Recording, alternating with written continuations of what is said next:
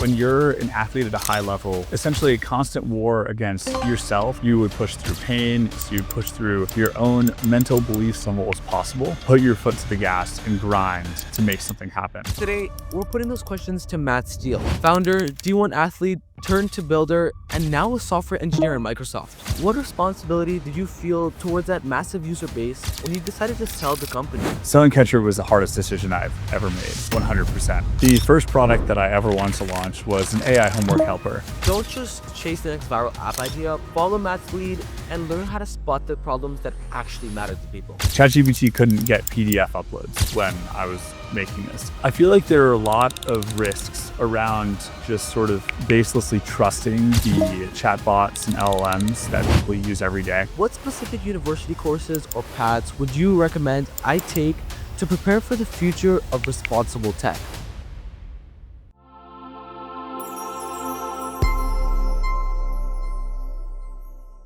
Parents and young builders everywhere are asking the same thing. How do you turn a cool idea into something millions use and do it responsibly? Hey everyone, and welcome back to the AI Parenting Institute. I'm your host, Rayan Ali, and our mission on this podcast is to bridge the gap between today's leading AI experts and the parents and teens who are shaping the world of tomorrow. Today, we're putting those questions to Matt Steele, founder, D1 athlete, turned to builder, and now a software engineer in Microsoft. He's helped scale Catcher, a gamified sport fishing app, to over 175,000 plus downloads, hit the #1 downloaded app in France, and then sold it. He's also built AI products like Hair Match, so he understands responsible tech. And he's here to show us how to champion responsible innovation while still building products that actually matter. So if you're a parent trying to guide your young builder or a teen with a big idea, this episode's for you. Matt, thank you so much for being here and welcome to the podcast. Thank you for having me. You went from training as a D1 swimmer with Olympic ambitions to building and selling a major app and now working at Microsoft. How did the discipline and mindset from competitive swimming translate over to building and scaling a business? So I feel like it really directly translates into scaling a business. When you're an athlete at a high level, it's essentially a constant war against yourself and the limits of your own capabilities. And so every single day, at least for me, I was a swimmer, I would hop into the pool and it was a relentless focus on trying to improve. And you would push through pain, you would push through soreness, you would push through your own mental beliefs on what was possible. And doing that every single day repeatedly for years and years on end. And at the end of the day, when you actually would compete, only not even expecting improvement necessarily, just, hoping for like small percentage improvements with all that work you're putting in, it really prepares you to sort of disconnect the inputs from the outputs and be able to just, put your foot to the gas and grind to make something happen. When it comes to building a business, you run into a lot of scenarios where you're not going to actually know what the best thing is to do. And a lot of times you will have to brute force through certain things. Like there are going to be things that you don't know how to do, or there are going to be problems that you encounter in the business that you would have never anticipated. And being able to come from an athletic background to be able to solve those problems is invaluable. It makes it so much easier. And I felt like it really gave me a leg up in business. Thank you, Matt. Your first app, Hair Match, utilized AI-powered recommendations. What challenges did you face in making sure the AI algorithms for personalized recommendations were fair, inclusive, and didn't perpetuate biases based on the data they were trained on? Yeah, so I think bias in AI specifically is probably one of the most talked about things in our current landscape. You could go to any large university that has like a top AI program, like the school I went to, Georgia Tech, or you could go to any of the big labs or any of the big companies as well. Everybody is always very focused on making sure that the systems that we're building don't end up having a lot of inherent bias. It is something that is really difficult a lot of times because AI is trained on data, and data is not necessarily going to be high quality, or data won't actually be representative of an entire problem space. But it's up to us as people working with that technology to ruthlessly test and make sure that the stuff that we're putting out into the world is a net positive and not a net negative. Specifically for Hair Match, my co-founder was an expert in the curly hair space, and we focused only on people with certain types of curly hair. So that was from hair types 3A to 4C. And with that, we made sure, and we were very intentional to test every single different type to make sure it was popping up properly in our system and giving good recommendations. The mission of the AI Parenting Institute is to bridge the gap between AI experts and parents and teams. So we'd like to know what you see as the most critical unaddressed risk in consumer AI development that our audience should be aware of. I feel like there are a lot of risks around just sort of baselessly trusting the chatbots and LLMs that people use every day. I don't know the exact number of daily users of all these tools, but I would suspect that we're now at a point where there are probably 1 billion people every week using some sort of AI chatbot. And what I've noticed, a very concerning pattern, is there are a lot of people who just blindly trust the outputs of these models. And I will say these models are very good. We've gone from, 3 years ago in 2022, having models that, you could get text completions out of, but you couldn't really have a conversation with or get that many facts out of, to now models that can solve PhD level problems. But it doesn't mean that they're always right. And they do make mistakes. And, sometimes the actual answer to a question will not be what the model gives you. I think it's prudent, just like, searching on Bing or Google back in the day, that you make sure to verify the source of that, where that information is actually coming from. And a lot of times you can also ask the model for where it got the source. Unfortunately, another issue with that is it does hallucinate sources sometimes. So you do have to take that extra step and likely look things up yourself. Yeah, I have a bit of experience with this when it comes to math homework. Makes a lot of mistakes nowadays, I've realized. Also with the links, when it's trying to help me do some research. Like it'll make up random links. So that I have a bit of experience with that. So yeah. You've also successfully scaled Catcher, a gamified sport fishing app, to over 175,000 plus downloads, and then sold it. What responsibility did you feel towards that massive user base when you decided to sell the company? That's a great question. So with Catcher, we had, at least for me at the time, an unbelievable amount of people using that product. And we had really made something that resonated with people when it came to making fishing engaging and fun. When the time did come where we had gotten acquisition interest, it was something that I thought about a lot and sometimes kept me up at night. I didn't want to sell the app to somebody or some sort of party that was going to take it and, not give the users the best experience, whether that's, changing the product in some negative way or changing the pricing in some negative way, et cetera. So I made sure all the conversations we did have, I would vet people by asking them what their plans were with the product after they bought it. And from that, I was able to find people, and we found one deal from somebody who was, going to take Catcher and had a vision for it that I believed in wholeheartedly. And so that is when I decided to sell. It's one of those things where I would say selling Catcher was the hardest decision I've ever made, 100%. Being able to have a product that, we made in what, in the grand scheme of things, is quite a short time span. We only spent 4.5 months on it. And have that reach so many people so quickly is something that I would hope that I get to experience again in my lifetime.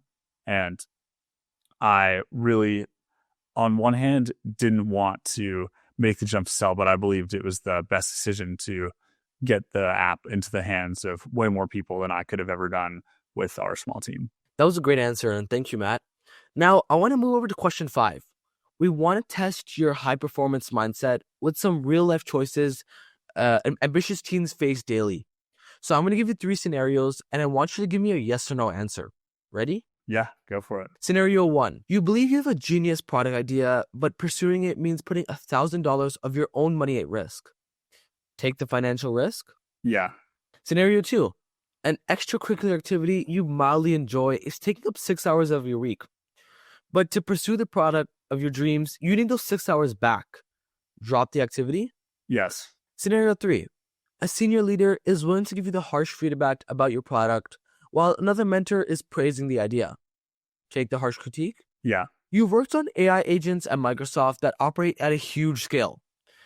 How do you and your team make sure the systems are deployed responsibly and don't create any unexpected problems? I can't judge specifically on my work there, but generally what I would say is anytime that you're building anything, like let's say tomorrow I got up and decided to release some open source AI agent on GitHub or something, you want to make sure the things that you put into the world don't cause any, negative effects on people. I think that's the big thing. So. Thank you. You believe failure is the best teacher, and in keeping your failures public, can you share a specific moment or a failure that happened in your startup years that led to a crucial, unforgettable lesson? Yes, I have a really, I guess, funny story on this. So the first product that I ever wanted to launch was an AI homework helper, and we had this system at my college called Canvas. Canvas hosts all the files and quizzes and assignments for your classes.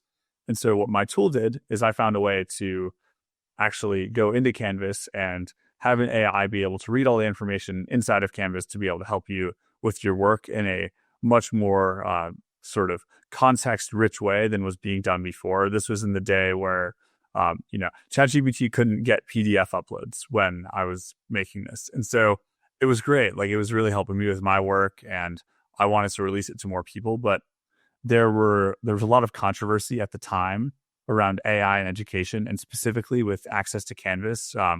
Being that what I was making was a third-party tool, it was essentially blocked from being used by anyone other than myself. And so it was put in a position where I basically had to kill the project because, I wasn't able to build on that platform. And so that taught me a lot about platform risk, which in business, especially in technology, is essentially, you're building on top of someone else's technology. If they want to pull the plug on you tomorrow, they can. And that is inherently a risk that you should be well aware of when you're working on something. And that applies to varying degrees to almost everything. I think recently, I'd have to pull up an article about this, but I think that WhatsApp has actually banned a lot of third-party AI tooling from using their API, which, again, just goes to show WhatsApp is this massive platform. And, all of a sudden, if you were working on an AI agent, let's say on WhatsApp, and they decide to pull the plug on you, then you can't build your product anymore. So you definitely have to consider that when working on something. And my personal philosophy is to at least try to partially avoid that platform risk. And if you do have to take on platform risk, for example, I've built iPhone apps, so you're on the App Store, which is inherently a platform that you can get removed from. You just have to make sure that you're very much following the rules of the platform. Thank you, Matt. Now, for a teen like me interested in combining AI with UX, what specific university courses or paths would you recommend I take to prepare for the future of responsible tech? Yeah, that's a great question. And, it's funny because I was thinking about this before hopping on here, just what I would have wished to know when I was in high school. And honestly, I didn't know much about any of this stuff. I transparently, I went on Google when I was in high school and I looked up the fastest growing career field, and it was AI. And so I decided to study AI. I think specifically for combining AI and UX, definitely some sort of computer science and design curriculum is always good for that. Though I also think that you can approach things from an engineering standpoint and do really well too. Computer engineering is great. It's like essentially as long as you are taking your design and UX interest and being able to have some application of that on the implementation side, I think it teaches you a lot of really good things. I do also think that studying design directly is a massive ROI. I think that as AI gets more and more prevalent, it gets easier to make things, and designers are going to become more and more valuable. Thank you. Now we have our last question. Can you share one important mindset shift parents should encourage their teens to acquire today? I think the most important mindset shift that I would recommend parents sort of either foster in their teens or encourage in their teens would be to really try things, and not just to try things and I like this, I dislike this. It is important to find your passion, but I think realizing that today is a much different landscape than it was 4 years ago, or even 2 years ago. per se. Like, not even talking about, 10 plus years ago. It's like the world has completely changed, flipped upside down in the past couple of years. These AI tools have essentially allowed the gap between good and great to increase exponentially. And so if you are not encouraging very actively the use of these tools, but not just the use, the actual in-depth, like non-lazy use of these AI tools, you are going to fall behind. And I think that every parent should likely recognize this and be encouraging their child, not just to use something like ChatGPT or to use something like Perplexity, but to really dive in and try and use it to augment themselves rather than just take answers blindly. I don't want to dive too deep into it, just out of respect for time, but I feel like there's a very stark difference between blindly trusting an output of a system and lazily using it to look things up, and then using a system in a smart way where it actually, either increases your ability to learn, increases your rate at which you can deploy information, etc. And I think that you always want to be in that second bucket of using these tools in a way that augments you to be able to get information faster, learn faster, etc. Thank you, Matt, as this was one of the most personal and inspiring conversations I've ever had. And to the parents listening, AI isn't about sheltering your kids from technology. It's about preparing them to build it with intention. And to every teen out there, don't just chase the next viral app idea. Follow Matt's lead and learn how to spot the problems that actually matter to people. Matt, where can people find more of your work? Ooh, well, you guys can go to my website at steelecodes.com. That's going to be STELECODES.com. You can also check out my Twitter at MattPSteele. Those are generally the platforms I'm on. I do have an Instagram as well called Steele Codes. I haven't posted on it in a while, but I'm actually planning on uploading a video to that this week. So stay tuned for that. Thank you, Matt. And if this conversation made you rethink how to build or use technology at home, take a moment and share with another family, because we are building a movement for responsible innovation here at the AI Parenting Institute. So subscribe and let me know who would you like to see next on the podcast. Once again, I'm Rayan, and thank you for trusting me with your time and your biggest parenting concerns. Until next time, let's keep building a future where kids don't adapt to change, they create it.